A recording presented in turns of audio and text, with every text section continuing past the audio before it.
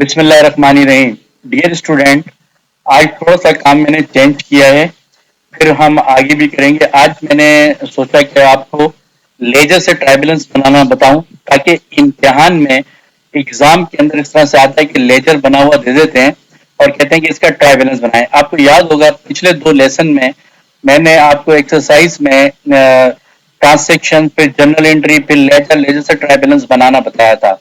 अब इसमें इसमें ऑलरेडी एग्जाम के पेपर में ट्राइबुलेंस उसका लेजर बना हुआ आता है। आपको जो है ट्राइबुलेंस बनाना होता है।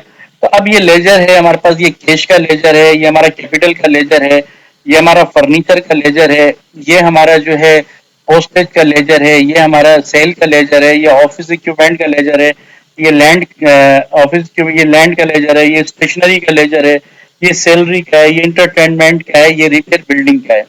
अब इसमें एक खास बात आप याद रखें, वो स्टूडेंट जिनको मालूम है कि डेबिट और क्रेडिट के हवाले से, तो आप इसकी खास पहचान ये है कि आप इसको ये याद रखिएगा कि देखें यहाँ जो है ये हमारा ये हमेशा जो है ये हमारा डी आर ही रहेगा। ये जो है हमारा डी आर रहेगा।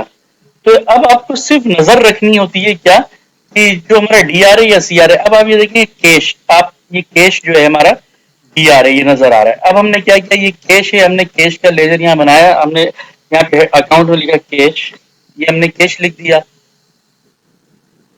ये हमने कैश लिखा।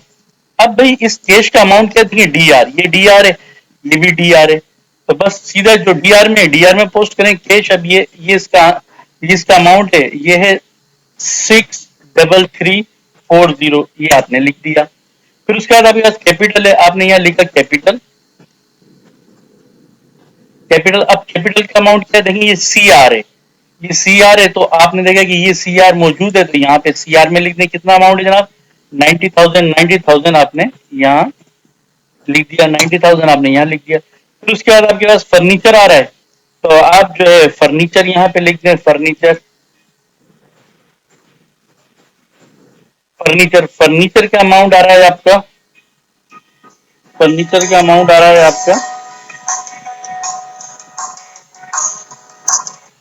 फर्नीचर फर्नीचर का अमाउंट आ रहा है हमारा जो है, ये देंगे फर्नीचर डेबिट में है, 9,000 आ रहा है, तो आपने फर्नीचर को यहाँ 9,000 रुपए लिख दिए आपने, ये 9,000 हो गए। इसी तरह से पोस्टेज है, आपने पोस्टेज यहाँ लिखा,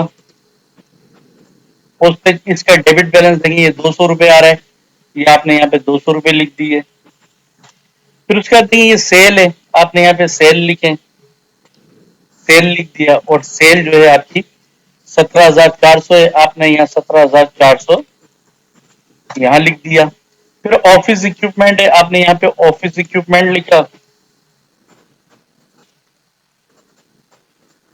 ऑफिस इक्विपमेंट, और ऑफिस इक्विपमेंट देखिए डी आर आ रहा है, तो आपने इसको डी आर में लिख दिया। भाई कितना अमाउंट है, 3,300, ये आपने यहाँ लिख दिया।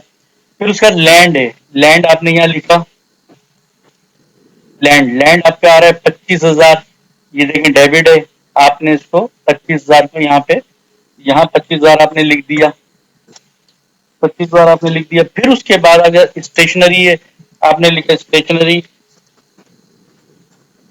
स्टेशनरी, भाई स्टेशनरी भी हमारा डेबिट बैलेंस है, आपने यहाँ पे लिखा 330 है, 330 आपने यहाँ लिख दिया। फिर इसी तरह से आप देंगे सैलरीज है, सैलरीज डेबिट है हमारी 5,000 रुपए, सैलरीज ये देखें डेबिट बैलेंस है, सैलरीज लिखा,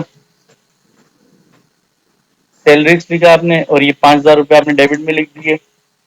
फिर उसके बाद इंटरटेनमेंट है, इंटरटेनमेंट का डेबिट बैलेंस 150 है, आपने यहाँ पे जो है आपने लिखा इंटरटेनमेंट, इंटरटेनमेंट आपने 150 यहाँ लिख दिया। उसके बाद आप यहाँ से रिपेयर बिल्डिंग, आपने रिपेयर बिल्डिंग लिख दिया,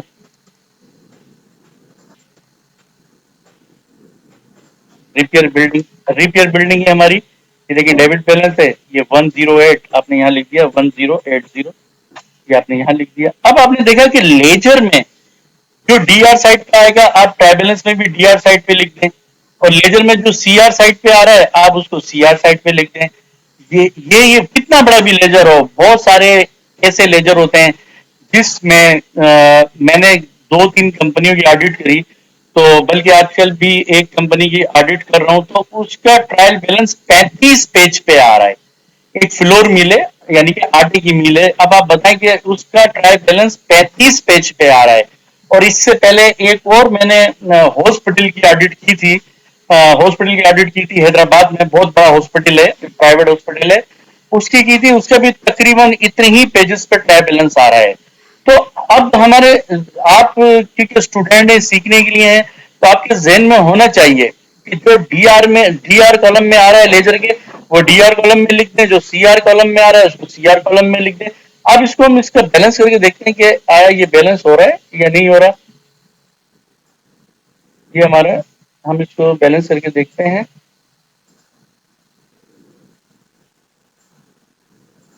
ये देखिए ये इक्वल आ गया, यानी कि 1,07,400, 1,07,400 ये इक्वल है आपका, जो है बैलेंस, ये इक्वल आ गया है आपका।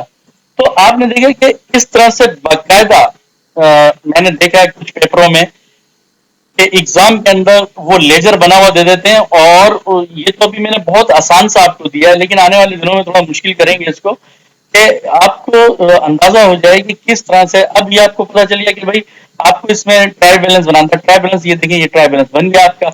आपने सिर्फ लेजर के बैलेंसेस उठा उठा के यहाँ पोस्ट कर दिए, तो ये आपका ट्रायल बैलेंस बन गया। तो डियर स्टूडेंट, एक बात याद रखिएगा, ये मैंने बना लिया। अब आपका काम है, आप जिस तरह से यूनिवर्सिटी जाते हैं, यूनिवर्सिटी में जाके कैश बुक बनाते हैं, पेंसिल, तो आप ये लेजर बनाएं, ये सारे अपने रजिस्टर पे बनाएं। जो मैं इस पे बना रहा हूँ आपका काम है, आप इनको अपने रजिस्टर पे बनाएं, तभी सीखेंगे आप। और अगर कोई एक्सेल पे बनाना चाहे तो बना ले, लेकिन अगर सीखना है तो आप इसको पेंसिल से रजिस्टर पे बनाएं। रजिस्टर पे बना के फिर इसकी आप प्रैक्टिस करें तो आप बहुत जल्दी सीख जाएंगे। तो ये कोई, मैं अकाउंटिंग आपको एक्सेल पे नहीं सिखा रहा, यानी कि ये मैं इस पे बता रहा हूँ, आपका काम है आप इसको अपने रजिस्टर पे बनाएं, रजिस्टर पे बना के इस पे काम करें, और इंशाल्लाह फिर आप सीखते जाएंगे। आज मैंने आपको ये समझाया है, लेकिन कल मुझे उम्मीद है कि फिर इसमें थोड़ा सा और हम आगे चलेंगे और नया काम होगा इसमें। डियर स्टूडेंट, ओके, अल्लाह हाफिज। मुझे उम्मीद है कि आपको ये बात समझ में आई होगी।